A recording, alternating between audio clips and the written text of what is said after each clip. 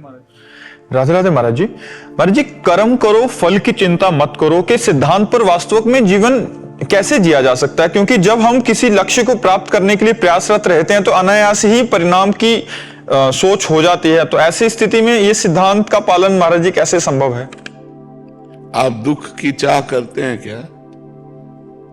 तो दुख की चाह तो कोई करता नहीं, सब सुख की चाह करते हैं। तो बिना चाह किए दुख मिलता है कि नहीं मिलता?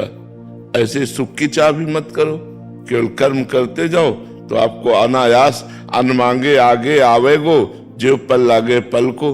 पर आप सुख की कामना से युक्त है, इसीलिए बंधे हुए हैं। जैसे बिना चाहे दुख सबको प्राप्त होता है, कोई दुख नहीं चाहता। हर कर्म सुख के लिए किया जाता है, चाहे वो पाप कर्म ही क्यों ना हो, लेकिन परिणाम में दुख मिलता है। ऐसे ही हम अच्छे कर्म करें, परिणाम की चिंता न करें। कर्मण्येवाधिकारस्ते मा फलेषु कदाचन। हम फल की चिंता न करें तो हमारा बहुत बढ़िया जीवन हो जाएगा, निष्काम जीवन हो जाएगा। क्योंकि निष्काम जीवन ही भगवदानंद का अनुभव कर सकता है, सकामी जीवन विषयों का अनुभव करता है। इसलिए निष्काम होने के लिए भगवान कहते हैं कि तुम कर्म करो, फल की इच्छा मत रखो। लेकिन संसारी आदमी पहले फल की इच्छा रखता है और फिर कर्म करने की, कि ऐसा ऐसा करूंगा तो इसमें इतना लाभ हो जाएगा और ऐसे से ऐसा फिर हो जाएगा। और जब वो कर्म करता है और उतना लाभ नहीं होता है तो दुख का भाजन बन जाता है, वो दुख का कारण बन जाता है। दुख सुख हमारी मान्यता है। जैसे दो ब्राह्मण बैठे हुए थे, एक धनी ने कहा आज हमारे यहाँ भोजन पा लीजिए, निमंत्रण दिया। दोनों भोजन पाने गए, भोजन पा के दोनों निकले तो एक अप्रसन्न था और एक प्रसन्न था।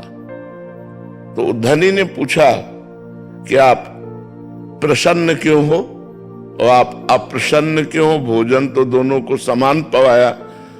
तो एक ने कहा आज हमने सोचा था कि कोई जजमान मिलेगा, भोजन पवाएगा तो 51 रुपया हमें देगा। तो आपने भोजन पवा के 11 रुपया दिए तो हमारा घाटा हो गया ना। और उससे पूछा तुम प्रसन्न क्यों हो?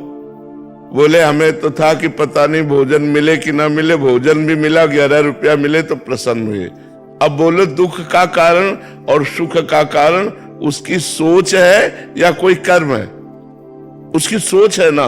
तो भगवान सोच सुधारने के लिए कहते हैं कि तुम केवल अच्छे कर्म करो, परिणाम की चिंता न करो, क्योंकि परिणाम अच्छे कर्म का अच्छा ही होता है। अगर बुरे कर्म करोगे तो उसका फल बुरा होगा। तो हमें अच्छे कर्म पर ध्यान देना है, परिणाम पर ध्यान नहीं देना है। अगर एक बार परिणाम सही नहीं आया तो दूसरी बार परिणाम सही आएगा। हमें अच्छे कर्म करने हैं, हमें अच्छी पढ़ाई करनी है, अच्छी नौकरी की लालसा रखनी है, हमें अच्छा बनने की कोशिश करनी है।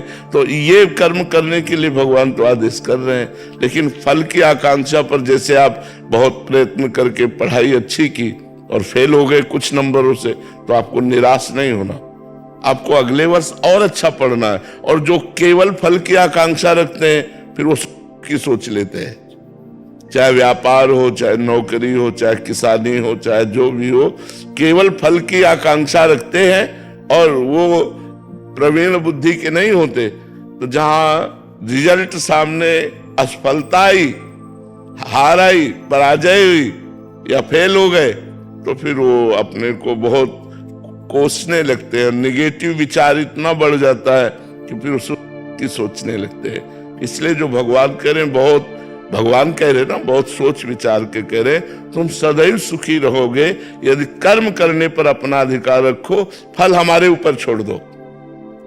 फल के लिए कहा सुख दुखे समय कृत्वा लाभा लाभो जया जयो।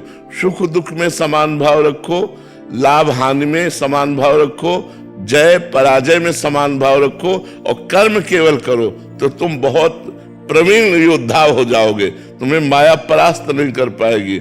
और जब हम केवल सुख की आकांक्षा रखकर कर्म करते हैं और हमें वो नहीं मिलता तो अब निराश हो जाते हैं, उदास हो जाते हैं, हताश हो जाते हैं। और हमें कर्म करना ही पड़ेगा, हमें संघर्ष करना ही पड़ेगा। मनुष्य जीवन मिला है तो हम उत्साह पूर्वक हारने पर फिर प्रयास करके जीत जाए, ये भगवान कला सिखाते हैं। अगर हम हार भी गए तो हमें उत्साहीन नहीं होना, हमें पुनः कर्तव्य का अनुष्ठान करना है और हमें विजय प्राप्त करनी है। एक बार की हार हमें एक अनुभव देती है कि हम हारे कहां से, कौन सी त्रुटि हुई, और हमें विवेक पूर्वक उस त्रुटि को सुधार करके हमें सफलता प्राप्त करनी चाहिए। इसलिए भगवान ऐसा कह रहे हैं।